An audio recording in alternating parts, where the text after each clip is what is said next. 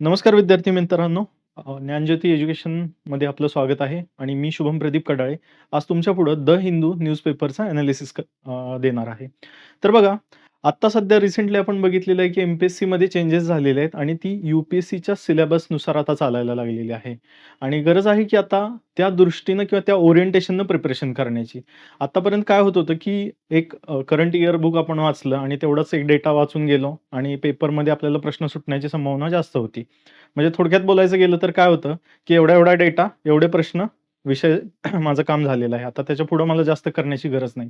पण आता मेन्सचा सिलेबस जो आहे तो पूर्णपणे रेजिगिंग झालेला आहे, म्हणजेच बदललेला आहे आणि आता तुम्हाला न्यूजपेपरकडं मेटिक्युलसली म्हणजेच फार बारकाईनं आहे ना, लक्ष घालण्याची गरज आहे आणि तिथून डेटा घेऊन आपल्या ॲन्सर्समध्ये कंटेंट एनरिचमेंट किंवा आपले सपोर्टिव्ह आर्ग्युमेंट म्हणजेच ज्यावेळेस तुम्ही उत्तर लिहिणार आहात, त्या उत्तर लिहिताना तुम्हाला तिथं काय त्याची गरज लागणार आहे.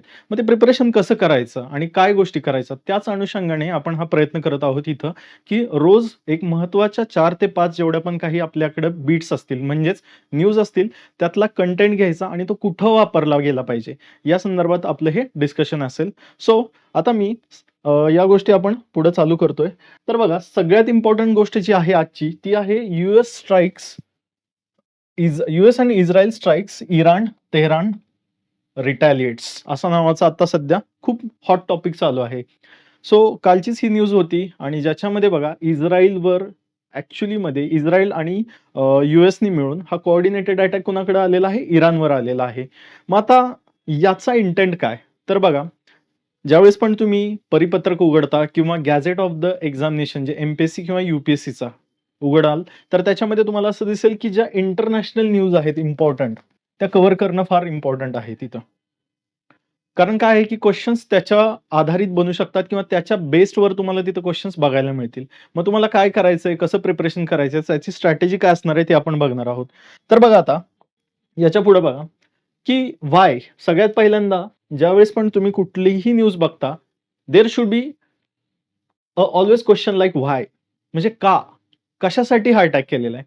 तर इथं एक्सप्लेनेशन देताना बघा काय सांगितलेलं आहे, की the Trump argued Iran has rejected every opportunity to renounce its nuclear program. Okay. So recently there was a criticism of Iran म्हणजेच इराणवर खूप मोठं क्रिटिसिझम असं चाललं होतं, की ते त्यांच्या देशामध्ये आहे, ते काय करतायत, की न्यूक्लिअर एनरिचमेंट करतायत म्हणजे न्यूक्लिअर प्रोग्राम चालू आहे.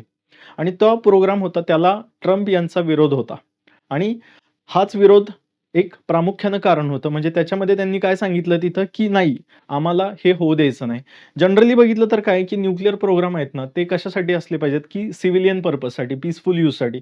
म्हणजे तुमची एनर्जीची रिक्वायरमेंट असेल किंवा त्याचबरोबर तुमच्या देशाच्या जे काही इन्क्लुसिव्ह ग्रोथ किंवा डेव्हलपमेंट याच्यासाठी वापरली गेली पाहिजे. बट जनरली असं होताना दिसत नाहीये. मग हे ग्राउंड ॲक्चुअली त्यांनी पुढे ठेवलेलं आहे, की that they are not committing themselves to just remove this or just काय म्हणू शकतो आपण तिथे, की they are not committing for this purpose. म्हणजे त्यांनी सांगितलेलं असं आहे, की जे काही त्यांनी न्यूक्लिअर प्रोग्राम जो आहे तो थांबवायला सांगितलं होतं आणि हा एक मोस्टली एक मागच्या सातत्याने 5 ते 6 वर्ष झालं डॉमिनेटिंग इश्यू आहे आणि फार हॉट टॉपिक आहे, की याच्यावर खूप मोठी चर्चा चालली होती. हे कारण पुढं सांगितलेलं आहे. याच्याच बरोबर काय सांगितलेलं, की there is a violation, serious violation केलेलं आहे इराणनी. मग आता त्याच्यातले 1-2-3 केसेस अशा होत्या, की एम्बसी होती ना जी तेहरानमध्ये तिथं dozens of American being held hostages for 444 days म्हणजे त्यांना होस्टेजेस तिथं बंधक बनवलं होतं. परत अजून काय कारण सांगितलेलं आहे बघा. यूएस मरीन बॅरॅक्स इन बैरूत 1983 मध्ये तिथं पण एक अटॅक झाला होता. तिथेही बॉम्बिंग झालं होतं आणि त्याच्यामध्ये सुद्धा अमेरिकन्सची काय झाली होती, डेथ झाली होती. सो टू अवेंज दॅट काय म्हणू शकतो आपण त्याचा, टू टेक द रिव्हेंज आहे ना, की ज्यांचा मृत्यू झालेला आहे, ही कारणं पुढे दिलेली आहेत त्यांनी. असं वाटू शकतं, की अरे ही जी कारणं आहेत ती जरा थोडंसं काय आहेत, की म्हणजे ॲब्सोल्युटली असं वाटू शकतात, की रिडिक्युलस आहेत कारणं. आहे ना, म्हणजे एवढंच आजच्या घडीला वॉर असणं किंवा वॉरसाठी प्रोव्होकेशन करणं हे कारण असू शकत नाही. मग आता इथं बघा यूएसनी तिथं एक ऑपरेशन मिडनाईट हॅमर म्हणून त्यावेळेस केलं होतं आणि असे कॉन्फ्लिक्ट्स त्यावेळेस तिथं काय होते, चाललेले होते. So this is the context. I am not giving you the whole paragraph मी तर रीडिंग करायला नाही आलेलो. बट जे ग्राउंड दिलेलं आहे ते सगळ्यात पहिलं कुठलं आहे, न्यूक्लिअर प्रोग्राम्स जे आहेत ते इमिडिएटली स्टॉप करायला सांगितले होते. कारण इराण जो होता तो तिथं काय करत होता, न्यूक्लिअर एनरिचमेंट करण्यासाठी बरेचसेच प्रोजेक्ट तो आणत होता तिथं.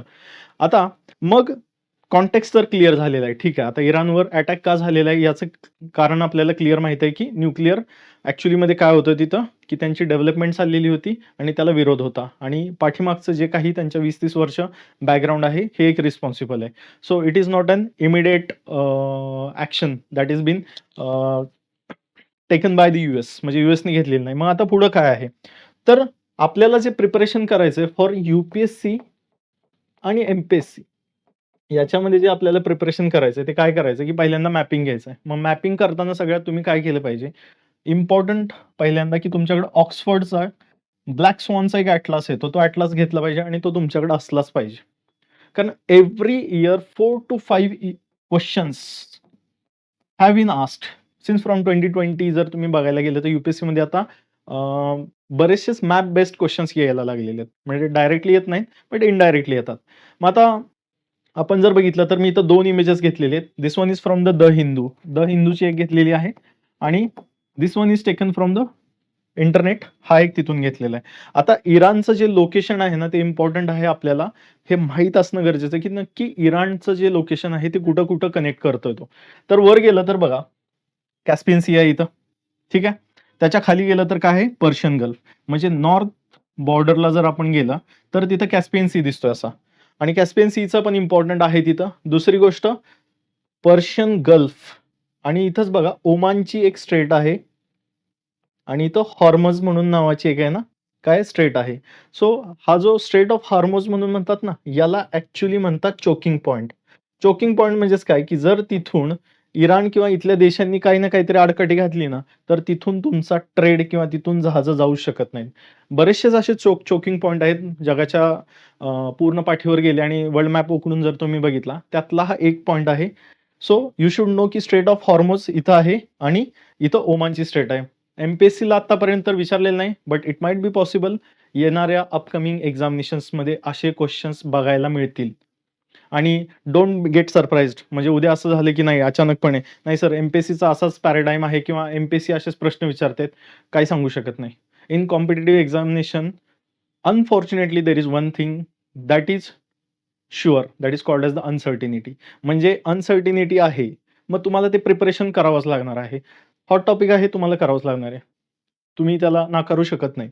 आता सगळ्यात इम्पॉर्टंट जर बघितलं, मग आता आपल्याला लोकेशन माहीत झालंय. ठीक आहे बाबा, हा कुठं ना कुठं ते इराण आहे. इराणच्या वर कुठं आहे? हा कॅस्पियन सी आहे. इथं पर्शियन गल्फ आहे. अरेबियन सीच्या जवळपास हा बाजूला पुढं आहे.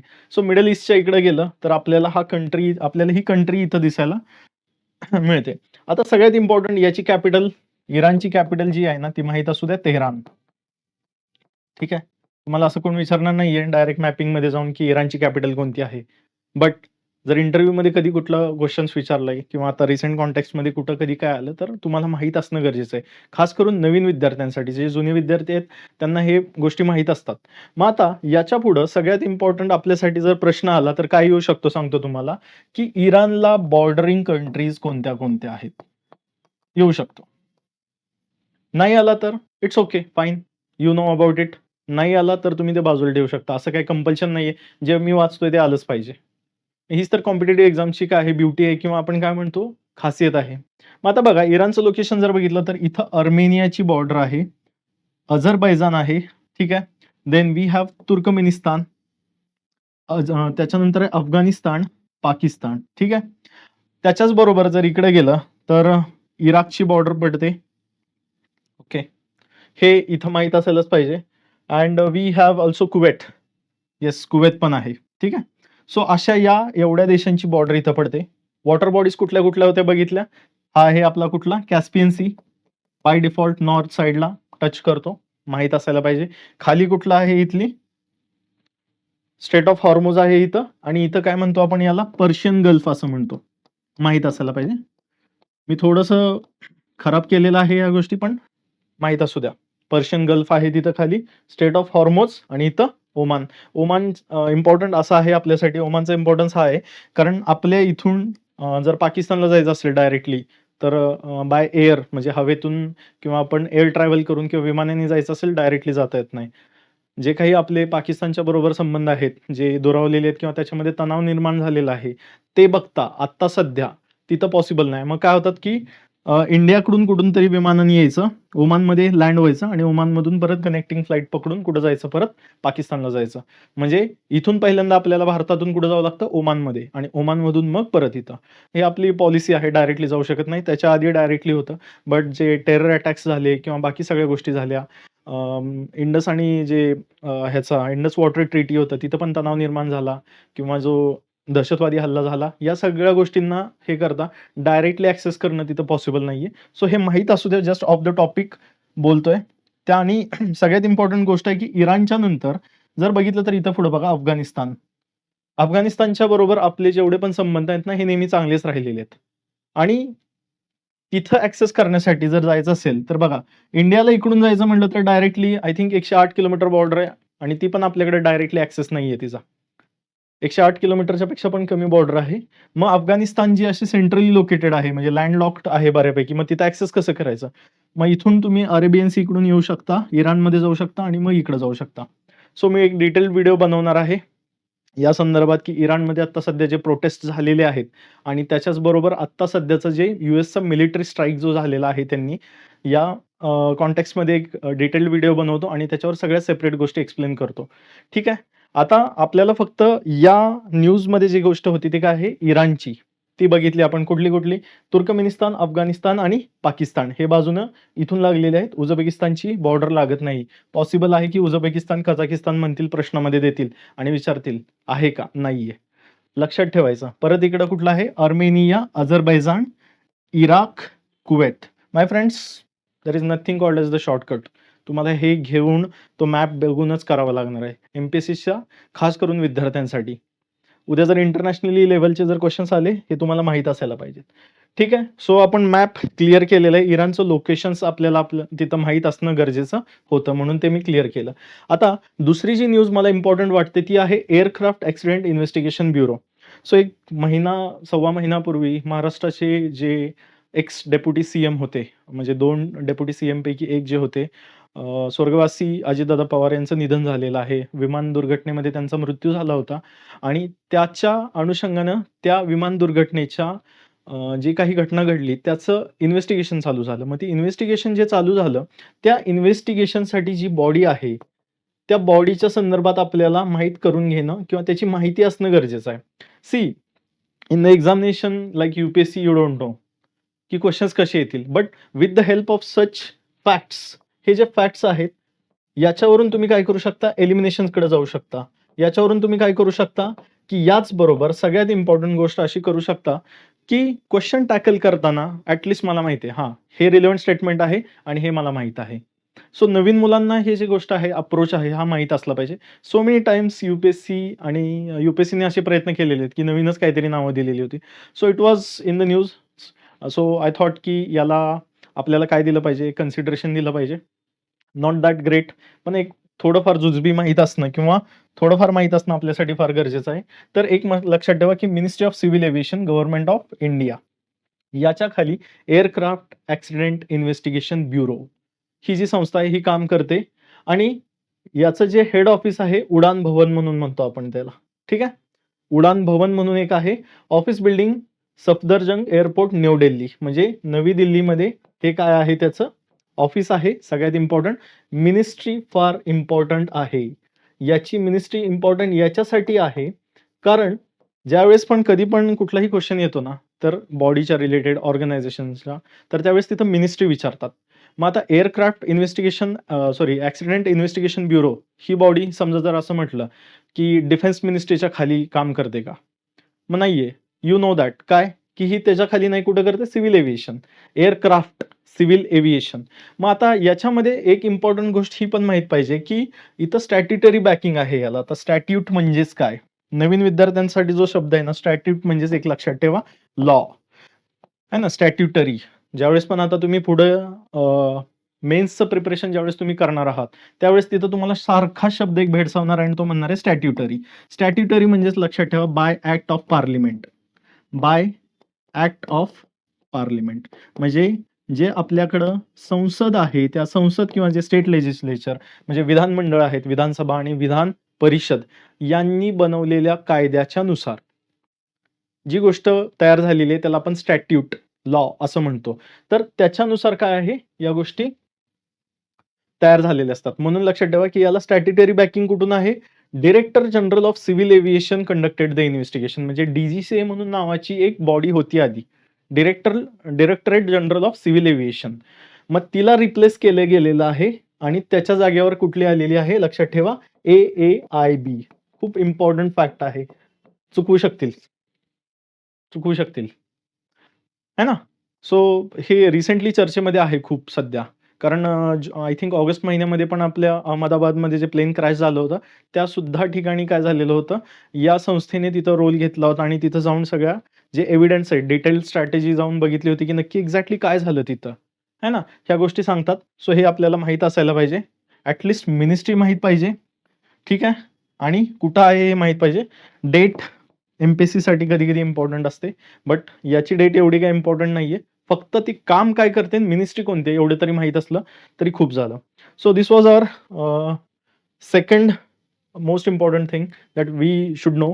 आता आपण चाललेलो आहे, की कॉन्स्टिट्यूशनल मोरॅलिटी म्हणून नावाचा एक आर्टिकल आजच्या संडेच्या न्यूजपेपरमध्ये आलेला आहे. आज 1 तारीख आहे आणि आजचं जे आर्टिकल आहे, ते आर्टिकल फार महत्त्वाचं आहे, कॉन्स्टिट्यूशनल मोरॅलिटी. मग आता या आर्टिकलचा जो यूज आहे, हा कुठं करायचा? आत्ता मागे जे 2 आर्टिकल्स मी जे डिस्कस केले, म्हणजे जे 2 न्यूज होत्या. पहिली जी घेतली होती इराणची आणि दुसरं एअरक्राफ्ट ॲक्सिडेंट इन्व्हेस्टिगेशन ब्युरो. हे प्रिलिम्सच्या पर्स्पेक्टिव्हनी इम्पोर्टंट होतं.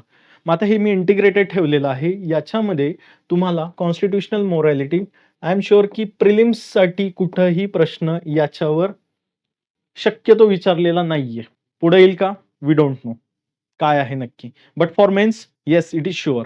मग प्रश्न विचारलेला आहे. That's why I have taken this article. आता याच्यामध्ये जे तुमच्या समोर दिसतायत, this man is known as the Kapil Sibal, very veteran personality है ना. बऱ्यापैकी जवळपास सगळे लोक ओळखतात. ॲडव्होकेट आहेत, प्रॅक्टिसिंग पण आहेत आणि मेंबर ऑफ पार्लिमेंट पण राहिलेले आहेत. खूप मोठं पद पण होतं त्यांच्याकडं. मी जास्त त्या डिटेल्समध्ये जात नाही. But what we should know constitutional morality. Okay.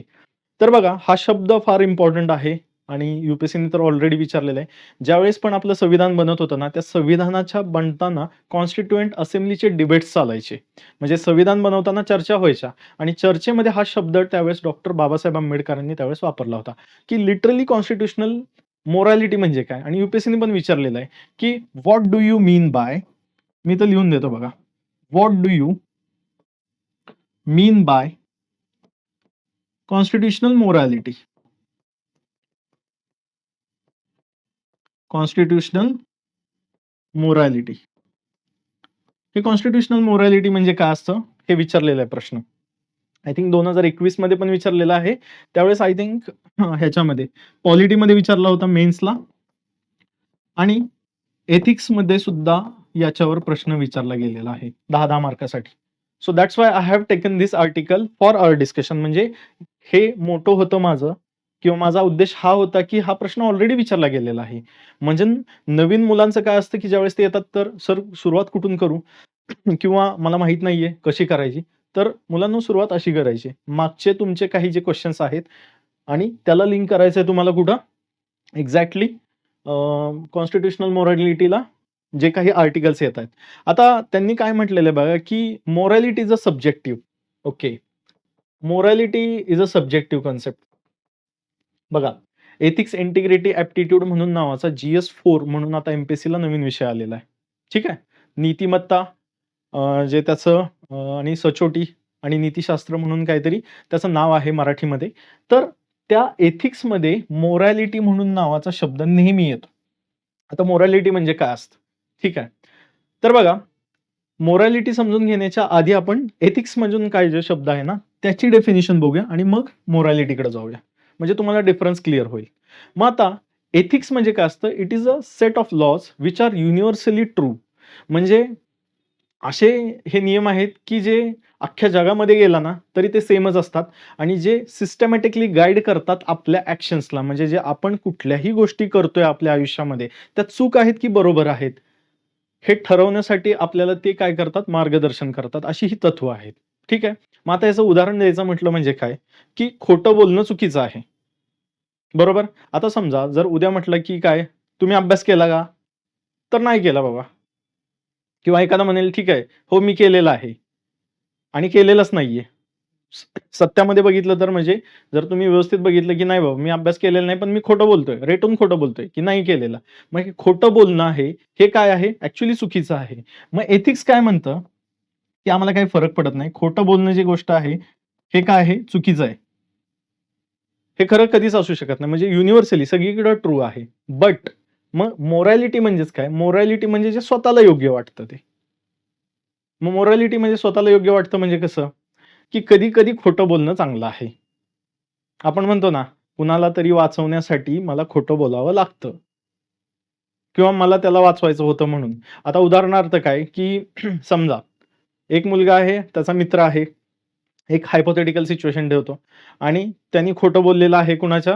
आईला त्याच्या, की "नाही बाबा, मी तर अभ्यास करत होतो" आणि तो तर करतच नव्हता. मग आईने काय केलं, की तो त्याचा जो मित्र आहे त्याला विचारलं, "काय रे, हा अभ्यास करत होता का?" तर मित्राला माहिती आहे, की जर आपण काकूंना सांगितलं, की हा अभ्यास करत नव्हता, ह्याला मार 100% पडणार आहे. मग तो काय विचार करतोय, "अरे हां, नाही. मला इथं काय करायचं आहे, की माझ्या मित्राला वाचवायचं आहे. मला मस्त माहिती आहे, की खोटं बोलणं चुकीचं आहे. पण खोटं बोलल्यानं माझ्या मित्राला मार पडण्यापासून वाचू शकतो मी." म्हणजेच याचा अर्थ काय? वाह! मी खोटं बोलू शकतो. म्हणजे सब्जेक्टिव्ह आहे. म्हणजे आपल्या पद्धतीनं त्याला बरोबर करणं, हे तिथं दिसतं. म्हणजे एथिक्स आणि मोरॅलिटीमध्ये हा फरक आहे आणि हे अशाच गोष्टी तुम्ही हळू आहेत ना, पुढे तुम्हाला काय होतील, गोष्टी कळायला लागतील. सो हे इम्पोर्टंट आहे. मग आता literal meaning of constitutional morality जो आपला टॉपिक आहे, जिथं मी तुम्हाला आता इंट्रोड्यूस करतोय, ते म्हणजेच काय? तर बघा डायरेक्टली दिलेलं आहे, paramount respect for constitutional forms. Okay. आपल्या संविधानामध्ये जेवढे पण काही कॉन्स्टिट्यूशनल गोष्टी दिलेल्या आहेत, त्याच्या संदर्भात आपल्याला काय असणं? पॅरामाउंट रिस्पेक्ट, आदर. आदर असणं. Deep reverence for procedure, institutions and legal frameworks. Not merely the written text but discipline way power must be exercised. Okay. म्हणजेच काय म्हटलेलं आहे बघा आता इथं, की जेवढ्या पण संविधानाच्या बॉडी दिलेल्या आहेत, त्याच्या संदर्भात आपण काय करणं? आदर बाळगणं. हे कॉन्स्टिट्यूशनल मोरॅलिटीची म्हणजे संविधानिक नीतिमत्तेचं काय आहे? पहिली व्याख्यामधला हा पहिला आयाम आहे किंवा पहिली गोष्ट आहे ही. म्हणजे आता कसं असेल, तर मग बघा ना आता समजा, एक साधं गोष्ट सांगायची म्हटली, तर आपण जर प्रेसिडेंट आहेत आपले, ठीक आहे? या प्रेसिडेंट यांच्याबद्दल आपल्याला आदर आहे का? डेफिनिटली आहे. त्यांच्याबद्दल आदरयुक्त भावना एक आहे. तर कधी-कधी असं मला जाणवतं, की आपले जे विद्यार्थी आहेत ना, प्रोनन्सिएशन करताना म्हणतात, की "तो." ॲक्चुअली तो नाहीये. त्याच्यापुढे आपल्याला ऑनरेबल लावणं फार गरजेचं आहे. We should show utmost respect for this post. म्हणजे हे जे दिलेलं संविधानाने पद आहे, याच्यावर काय केलं पाहिजे आपण? जास्तीत जास्त त्याला जेवढं आपल्याला काय करता येईल, आपण आदर दाखवता येईल तेवढं. मग तुम्ही म्हणाल, "सर एवढ्यानेच होतं का?" नाही, अजून सुद्धा गोष्टी आहेत. पण सुरुवात इथं होते. आदरणीय शब्द लावलाच पाहिजे. मी बऱ्याच वेळा सांगतो, आदरणीय राष्ट्रपती महोदय. म्हणजे तुम्ही रिस्पेक्ट तेवढा मनापासून दिला पाहिजे. अशा गोष्टी आहेत. पुढं self restraint instead of revolution. Okay. Political change must occur through the constitutional methods, parliament, courts, amendment procedures and not through the violence coercion. ठीक आहे. आता जसं बघा, की आपल्या शेजारील एक राष्ट्र आहे पाकिस्तान. नाही पटलं की तख्तापलट. होत होतं तिथं पण. किंवा जर तुम्ही सुडान किंवा साऊथ आफ्रिकेमध्ये गेलेले देश असतील तिथं, तुम्हाला बघायला मिळालेलं असेल बघा, की तिथल्या लोकांना जर तिथलं सरकार पटलं नाही, तर काय येतात रस्त्यावर यायचं, उलटवायचं सरकार आणि काय करायचं? ताबा घ्यायचा. Even though Sri Lanka is also one of the great example. आहे ना, तिथल्या धोरणकर्त्यांनी किंवा तिथले जे कोणी राज्यकर्ते होते, जे तिथं टॉप मोस्ट बॉडीवर बसलेले होते, त्यांनी जनतेकडे लक्षच दिलं नाही. जनता उतरली रस्त्यावर. लिटरली उतरली. एक 2-3 वर्षापूर्वी तुम्हाला चांगलं माहीत आहे, की ते प्रेसिडेंट ऑफिसमध्ये जाऊन मस्तपैकी बाथटबमध्ये अंघोळ करत होते, सगळ्या गोष्टी करत होते तिथं, आहे ना आणि सत्तापालटच करायला बघितलं त्यांनी. मग याचा अर्थ काय आहे तिथं? तर कॉन्स्टिट्यूशनल मोरॅलिटीचा दुसरा अर्थ हा सुद्धा होतो तिथं, की पॉलिटिकली चेंज तुम्हाला सत्ता बदल करायची आहे ना, हे कॉन्स्टिट्यूशनल मेथडनी करा. निवडणुका दिलेत ना तुम्हाला, निवडणुकीमध्ये जा, मतदान करा आणि तिथूनच तुम्ही बदल घडवून आणा. हा त्याचा अर्थ होतो. आहे ना, व्हायलंट तुम्ही जाऊ शकत नाही. हिंसा तुम्ही करू शकत नाही. तुम्हाला तुमचं मत मांडण्यासाठी तिथं सिस्टम दिलेली आहे. सो कॉन्स्टिट्यूशनल मोरॅलिटी हा जो शब्द आहे, त्याचा हा अर्थ सुद्धा हा होतो. पहिली गोष्ट तर काय, की कॉन्स्टिट्यूशनमध्ये दिलेल्या प्रत्येक गोष्टीबद्दल तुम्हाला आदर असला पाहिजे. नितांत आदर असला पाहिजे. दुसरी गोष्ट काय सांगितलेली आहे, की जर तुम्हाला इथं बदल घडवायचा असेल, तर तो बदल कसा घडला पाहिजे? संविधानिक मार्गाने बदलला पाहिजे. न की उठ नाही, आज मला असं वाटतंय असंच झालं पाहिजे. आता म्हणतायत बघा, की इराणसारखं युद्ध झालं पाहिजे, आपल्यात पण युद्ध झालं पाहिजे किंवा आपल्यात सुद्धा आहे का नाही हाकलून दिलं पाहिजे. गोळीने उडवून दिलं पाहिजे त्या माणसाला. अशी प्रक्षोभक भाषणं देणारी जी वृत्ती आपल्या येत आहे ना, ती नकोय. ॲक्चुअली हेच तर आपल्या नागरिकांकडून अपेक्षित आहे. है ना? सिव्हिक सेन्स जे म्हणतो ना आपण ते. तर पहिल्यांदा एकतर आदर ठेवा आणि दुसरी गोष्ट काय, की तुम्हाला बदलायचं ना, बदल हा व्हायलंट नको, पीसफुल पाहिजे. सो हा त्याचा एक इम्पोर्टंट आयाम किंवा आपण काय म्हणू शकतो डायमेन्शन आहे. Commitment to the plurality. ठीक आहे. प्लुरॅलिटी म्हणजेच काय? तर recognition that society consist of many individuals with different views. No person or group can claim exclusive position of truth or the will of the people. हे सगळ्यात महत्त्वाची गोष्ट आहे. म्हणजे plurality of the view points असले पाहिजे. ते म्हणतात ना, अनेकता में एकता. म्हणजे इथं जवळपास 147 करोडच्या वर लोकं राहतात.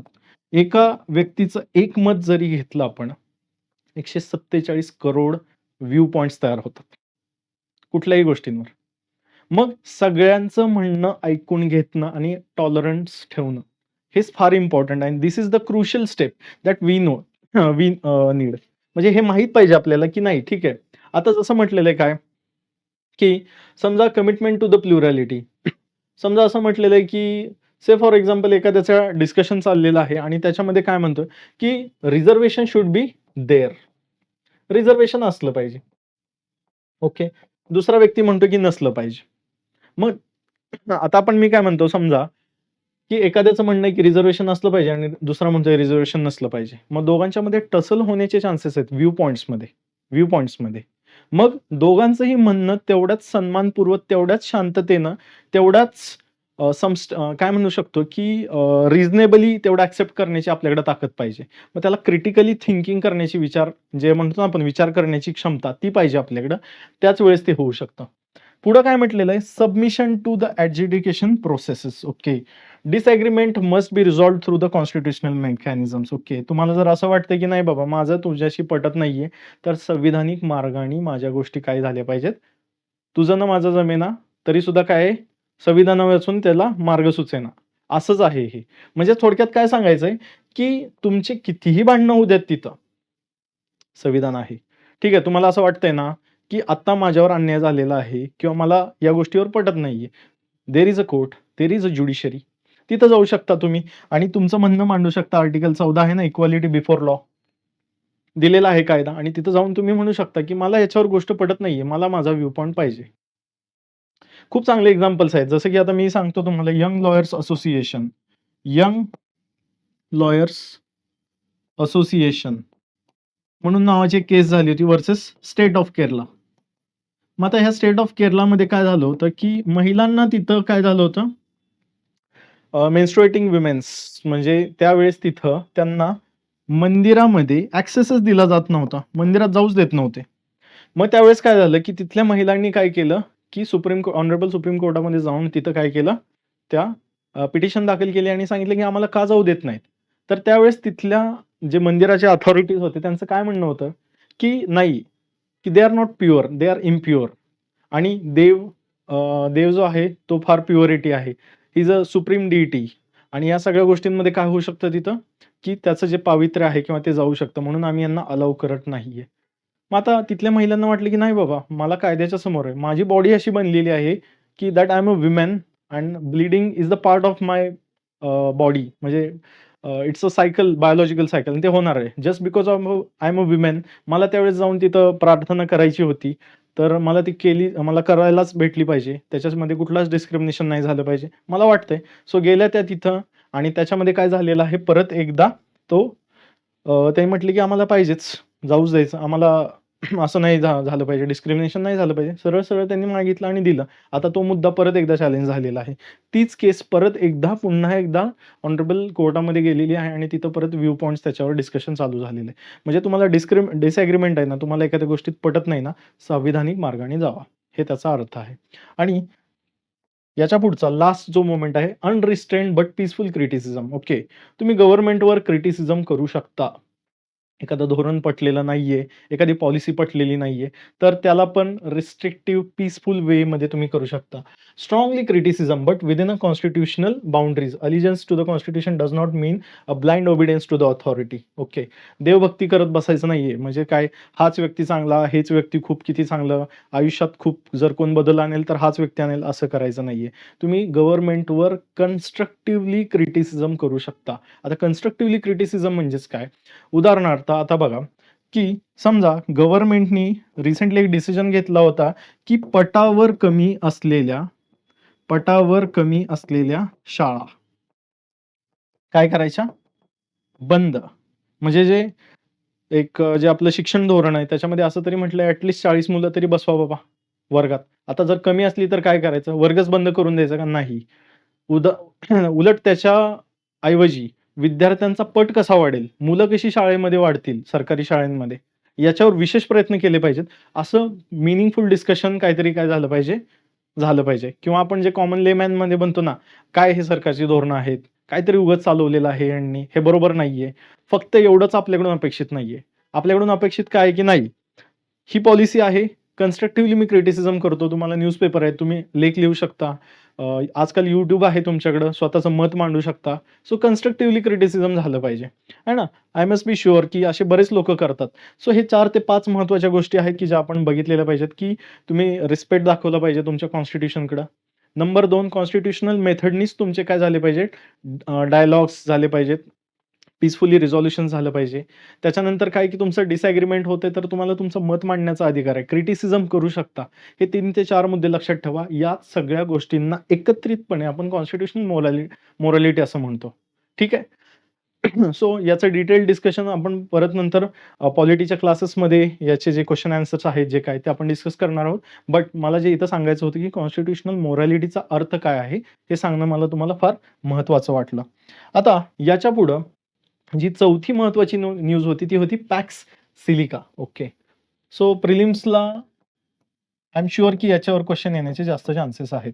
सो डिसेंबरमधली पासून ही बीट किंवा ही जी न्यूज आहे, ती तिथं चर्चेमध्ये आहे आणि याच्यामध्ये काय सांगितलंय बघा, pax silica is US led geopolitical and economic initiative. म्हणजे हा जो इनिशिएटिव्ह आहे किंवा हा जो कुणीही घेतलेला उपक्रम आहे, हा कोणाचा उपक्रम आहे? यूएसए. आहे ना, United States of America 2025 December. Date important आहे. आणि याच्यामध्ये काय केलेलं आहे, की securing the global supply chain for the semiconductors and artificial intelligence. आजकाल एआय फार डॉमिनेट करतंय. आता रिसेंटली एआय समिट पण झालेली आहे, तुम्हाला माहीत आहे. ठीक आहे. मग त्या अनुषंगानं पॅक्स सिलिका जर क्वेशन आला, की तर तो कुणी तयार केलेला आहे, तर पहिल्यांदा एक गोष्ट आहे, की यूएस. जे पहिल्यांदा सांगितलं डिसेंबर 2025 इम्पॉर्टंट गोष्ट आहे. कशासाठी? तर सेमीकंडक्टर्ससाठी. आता सेमीकंडक्टर म्हणजे काय असतात? तर एक बघा, जर तुम्ही सायन्सचा जर व्यवस्थित अभ्यास केलेला असेल किंवा इथून पुढे करणार असाल, तर एक गोष्ट असते कंडक्टर. कंडक्टर म्हणजे काय, की ज्याच्यातून तुम्ही काय घेऊन जाऊ शकता? इलेक्ट्रिसिटी आणि हीट हे दोन्ही कुठल्याही रेझिस्टन्स शिवाय काय होऊ शकते? जाऊ शकते आरामात. त्याला आपण कंडक्टर म्हणतो. ते फॉर एक्झाम्पल गोल्ड आहे, ॲल्युमिनियम आहे, ज्याला मराठीमध्ये आपण सुवाहक असं म्हणतो. वीज आणि तुमची उष्णता त्याच्यामधून आरामात जाऊ शकते. मग आता दुसरं कुठलं आहे? कंडक्टरच्या अपोझिट असतात इन्सुलेटर. ज्याच्यातून वीज किंवा तुमची उष्णता म्हणजेच हीट आणि इलेक्ट्रिसिटी त्याचं वहन त्याच्यामधून होऊ शकत नाही. मग हे 2 आपण गोष्टी बघितलेल्या आहेत. मग याच्यामध्ये अजून एक तिसरी प्रॉपर्टी अशी येते, ज्याला आपण असं म्हणतो, की सेमीकंडक्टर असं म्हणतो. आणि हे सेमीकंडक्टर कुठं-कुठं वापरतात? तर बऱ्याच ठिकाणी वापरतात. आता मी हे पुढे घेणार आहे डिस्कशनमध्ये. तर सेमीकंडक्टर्स आजकालच्या जगामध्ये फार इम्पोर्टंट गोष्ट आहे. आता ती इम्पोर्टंट गोष्ट कशी आहे? ते आपण बघणार आहोत. तर बघा, काय सांगितलेलं आहे इथं? तर मेंबर्स ऑफ पॅक्स सिलिका सगळ्यात पहिल्यांदा जेवढे इम्पोर्टंट मेंबर्स आहेत, क्वेश्चन्स इथं बनण्याचे चान्सेस आहेत. पॅक्स सिलिका कुणी तयार केलेलं आहे? तर यूएसनी तयार केलेलं आहे डिसेंबर 2025. डेट जास्त इम्पॉर्टंट नाही, पण यूएस लेड इकॉनॉमिक इनिशिएटिव्ह म्हणजे त्यांचा इनिशिएटिव्ह आहे. आता यूएस आहेत ऑलरेडी, ग्रीस आहे, Japan, South Korea, Singapore, Israel, UK, Australia, कतर, युनायटेड अरब अमिरात आणि नेदरलँड्स. ऑब्व्हियसली हे देश आहेत, पाठच करावे लागतील. याच्यामध्ये देर इज नो ऑल्टरनेटिव्ह. हे तुम्हाला पाठच करावे लागतील. आणि बाकीची जी इन्फॉर्मेशन आहे ते सोडून द्या. पण क्वेश्चन असा बनू शकतो की which of the followings are the members of the Pax Silica. ठीक आहे, पॅक्स सिलिकाचे मेंबर्स कोणते आहेत हे जर विचारलं, हे पाठ पाहिजेत तुम्हाला. मग आता ह्याला थोडंसं रिव्हिजन करत लास्ट मोमेंटला तुम्ही कुठेतरी नोट मेकिंग करून तुमच्या ठेवलं पाहिजे आणि तिथं तुम्हाला हे क्वेश्चन्सला यूपीएससीला वगैरे कुठं जर विचारला पॉसिबली, तर तिथं तुम्हाला याचं उत्तर देता येईल. मग आता एक लक्षात ठेवायचं की ब्राझील बद्दल चर्चा आहे याच्यामध्ये. मी तो मुद्दा ऍड नव्हता केला, पण एक लक्षात ठेवा, मला जे इम्पॉर्टंट इथं बीट सापडली ती आहे की Brazil is not a member of this one. Brazil याचा मेंबर नाहीये. चुकून ब्राझील तिथं टाकतील आणि म्हणतील की हे स्टेटमेंट बरोबर आहे का, तर नाहीये, ब्राझील नाहीये. लक्षात ठेवा, ब्राझील असेल तर काय करायचं, ऑप्शन काढून टाकायचा. फक्त हे माहित पाहिजे, United States, Greece, Japan, South Korea, Singapore, Israel, UK, Australia, Qatar, UAE आणि नेदरलँड्स मेंबर्स इम्पॉर्टंट आहेत प्रीच्या पर्स्पेक्टिव्हनी. सो हे पाठ पाहिजे. क्वेश्चन इथं बनण्याचे चान्सेस फार आहेत. आता ऑब्झर्वर स्टेटस कोण आहेत? तर ऑब्झर्वर म्हणजेच काय बघा, की फुल मेंबर्स नसतात. त्यांना तिथे येऊन ते काय करू शकतात, डिस्कशन करू शकतात, स्वतःचं मत मांडू शकतात. पण त्याच्यामध्ये त्यांना फुल्ली रोल अवेलेबल नसतो कुठलाही. मग आता ऑब्झर्वर कोण आहेत बघा, तैवान. जगामध्ये सगळ्यात मोठा सेमीकंडक्टरमध्ये आता जर डॉमिनेटिंग कोण असेल तर तैवान आहे. पण त्यालाच ऑब्झर्वर स्टेटस आहे. मग हे का दाखवते, कशासाठी माहिती आहे का? कारण याचं रिझन पुढच्या स्लाइडमध्ये आहे. सो युरोपियन युनियनला पण दिलेलं आहे, कॅनडा आणि OECD हे आहेत. ठीक आहे, हे जास्तच इम्पॉर्टंट आहे. हे नाही जरी लक्षात राहिलं तरी काही प्रॉब्लेम नाही. पण तैवान सेमीकंडक्टरच्या बाबतीत डॉमिनेटिंग आहे बरं का.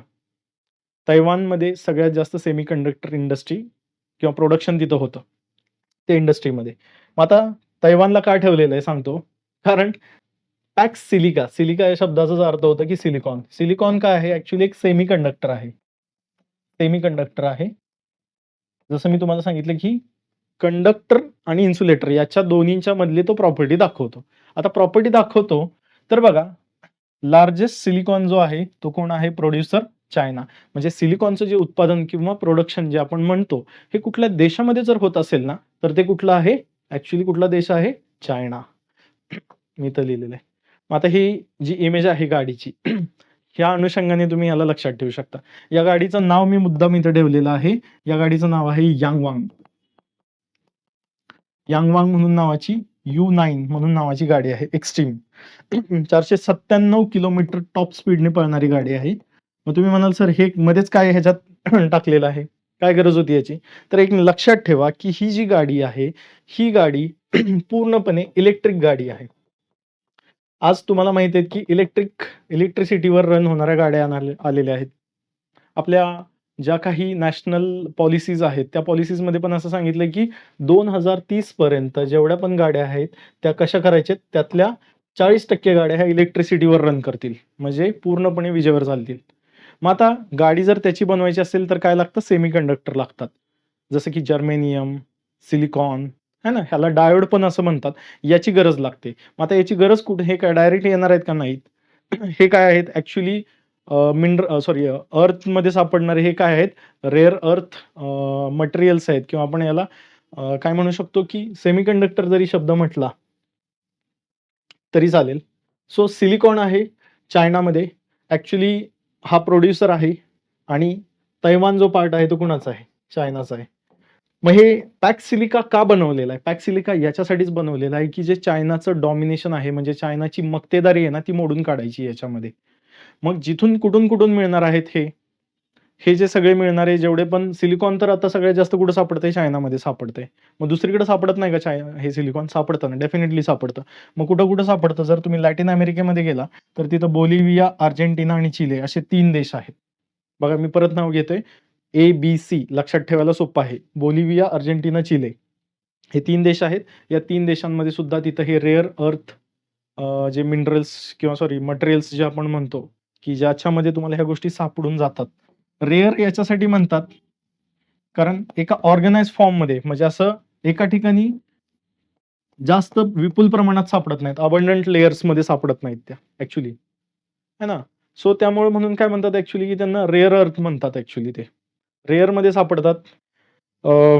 ऑफन डब्ड ॲज त्याला दुसरे शब्द पण वापरतात. पण एवढं तरी माहीत असू दे, की या गाडीच्या ह्याच्यावरून काय, ही जी गाडी आहे ना पूर्णपणे ते सिलिकॉन, जर्मेनियम हे सारखे डायोड आहेत ना त्याने घेऊन बनवलेली आहे. आणि मोस्टली ही गाडी टेस्ला जी इंडस्ट्री आहे का नाही, त्या टेस्लाच्या इंडस्ट्रीची जी गाडी आली होती, तिला डॉमिनेट करण्यासाठी चायनाने गाडी बनवली ही. आहे ना, टेस्ला नाव ऐकलं असेल. मुंबईमध्ये सुद्धा शोरूम आपल्या इथं उघडलं गेलेलं आहे त्याचं. मग ही कशावर चालते? पूर्णपणे सिलिकॉन. आता सिलिकॉनची मक्तेदारी कोणाची? चायनाची. ती मोडून काढायची म्हणून काय बनवलं? Pax Silicon. कुणी बनवलं? यूएसनी बनवलं. मग कुणाला घेतलं? इंडियाला घेतलं त्याच्यामध्ये. बरोबर? मी जे मेंबर्स तुम्हाला दाखवले, कुठले-कुठले सांगितले? चायना सांगितला होता, कतर सांगितला होता, युनायटेड अरब अमिरात सांगितला होता. त्याच्याच बरोबर अजून बाकीचे देश जेवढे होते ते. है ना? सो ते पाठांतराचा भाग आहे. लास्ट मोमेंट रिव्हिजनसाठी ठेवा आणि त्याच्यातून काय करा, तुमचा प्रश्न निघून जाईल. सो याच्यासाठी हे सगळं बनवलेलं गेलेलं आहे. मग आता इंडियाज इंटरनॅशनल स्ट्रॅटेजी काय आहे? तर बघा, की आपण आपले जेवढे मिनरल्स आहेत ना, आपल्या इथं फार जास्त सापडत नाहीत. फार कमी प्रमाणात आपल्या इथं संसाधनं किंवा जे आपण म्हणतो ना रिसोर्सेस, फार विपुल प्रमाणात नाहीत सापडत, मोठ्या प्रमाणात. तर ते आपण डायव्हर्सिफिकेशन करतोय. आता इथं खनिज बिदेश इंडिया लिमिटेड म्हणून नावाची एक गव्हर्नमेंटची PSU आहे. Public sector undertaking. जसं प्रायव्हेट कंपनी असतात, तशाच गव्हर्नमेंटच्या ज्या कंपनीज असतात त्यांना पब्लिक सेक्टर अंडरटेकिंग्स असं म्हटलं जातं. उदाहरणार्थ जे तुम्हाला नाव माहीत होतं आत्तापर्यंत ते हे BSNL. ठीक आहे. BSNL नाव माहीत असेल. पण खनिज बिदेश इंडिया लिमिटेड ओव्हरसीज ॲक्विजिशनमध्ये काम करते. म्हणजेच काय करते, की बाहेरच्या देशामध्ये जाऊन जे काही मिनरल्स असतील ते जाऊन तिथनं काढून आणायचे. त्यांच्या देशांबरोबर काय करायचं, ॲग्रीमेंट करायचं, तिथले असेसमेंट करायचं. त्या गोष्टी तिथून किती प्रमाणात आहे, त्याचं क्वांटिटी किती आहे ते बघणं आणि त्याच्यानुसार गव्हर्नमेंटला रिपोर्ट्स पाठवणं, हे या गव्हर्नमेंट कंपनीचं काम आहे. सो ती तिथं एंगेज करते, काम करते आणि हे नवीन मुलांना माहीत पाहिजे. गव्हर्नमेंट कंपनीज कुठल्या-कुठल्या काम करतात. कारण तुम्ही गव्हर्नमेंट एक्झाम तयार करताय ना. प्रायव्हेटची करत असाल ठीक आहे, काही प्रॉब्लेम नाही. पण गव्हर्नमेंटच्या एक्झाम देताना गव्हर्नमेंटचे इनिशिएटिव्हज, कंपनीज किंवा त्यांचे असलेल्या स्कीम्स ह्या माहीत असणं फार गरजेचं आहे.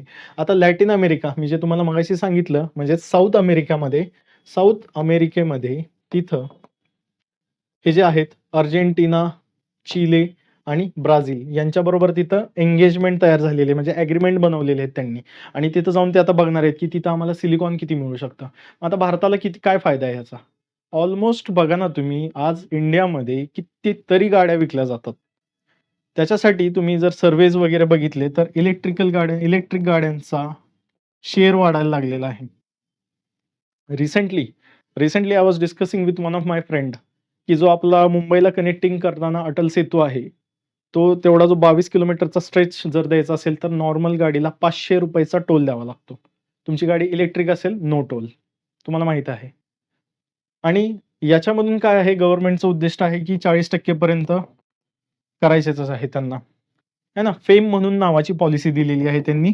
Faster adoption of manufacturing of electric vehicles. Fame 2 म्हणून नावाची पॉलिसी आलेली आहे. क्वेश्चन येऊ शकतो कुठेतरी MPSCला. फेम म्हणजे काय आहे? तर ते इलेक्ट्रिक व्हेइकल्स जे तयार होत आहेत ना आपल्याकडं, ज्याला ग्रीन पार्टी असते बघा, तुम्ही ते ग्रीन नंबर प्लेट असते ना, त्याच्यासाठी हे सगळं चाललेलं आहे. आणि हे प्रमोट करणं, ग्रीन एनर्जी, आपल्या इकडं रिन्युएबल एनर्जीचे रिसोर्सेस तयार करणं, हे याचा क्रिटिकली एक इम्पॉर्टंट भाग आहे. म्हणून हे गोष्टी माहीत असायला पाहिजे.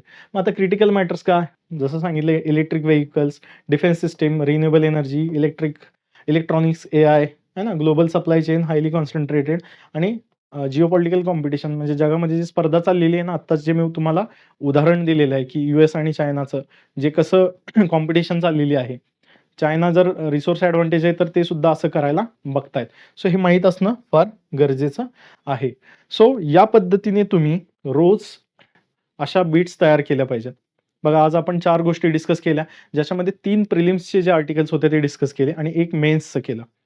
सो मॅपिंग, गव्हर्नमेंटचे इनिशिएटिव्हज, काय-काय प्रश्न विचारलेले आहेत, त्या अनुषंगाने आपला नॉलेज बेस तयार करणं फार इम्पोर्टंट आहे. आणि हे नॉलेज बेस तयार करून त्या आधारे आपण क्वेशन्स सोडवणं अपेक्षित आहे. आता मी असं म्हणत नाहीये, की डायरेक्टली हेच उचला आणि याच्यातूनच प्रश्न येतील. नाही, असं होणार नाहीये. याच्यामध्ये तुम्हाला काय करावं लागणार आहे, या गोष्टींना घेऊन रिवाईज करावं लागणार आहे. या अनुषंगाने आलेले प्रश्न जे पाठीमागे आहेत एक्झामिनेशनमध्ये, ते विचारलेले काय करणार आहात, तुम्हाला बघायला लागतील आणि ते बघून मग एनालिसिस करून त्याच्यानुसार क्वेशन्स सोडवले पाहिजेत. हे नॉलेज डोक्यामध्ये पाहिजे. तिथं अप्लाय करता आलं पाहिजे. टेस्ट सीरीज तुम्ही सोडवल्या पाहिजेत. पी-वाय-क्यूज बघितले पाहिजेत आणि भरपूर वेळा रिव्हिजन केली पाहिजे. ह्या 3 गोष्टी जर एकत्रित बसल्या, न्यूजपेपर, पी-वाय-क्यू, रिव्हिजन आणि तुमचं नोट्स. हे 3 ते 4 महत्त्वाच्या गोष्टी जर परफेक्टली बसल्या, I think there is nothing that can fail you. म्हणजे या एक्झामिनेशनमध्ये तुम्हाला सक्सेस मिळवण्यापासून कोणीही थांबवू शकणार नाही. सो आजच्यापर्यंत मी इथंच थांबतो. भेटूया नेक्स्ट एपिसोडमध्ये. तोपर्यंत थँक यू सो मच.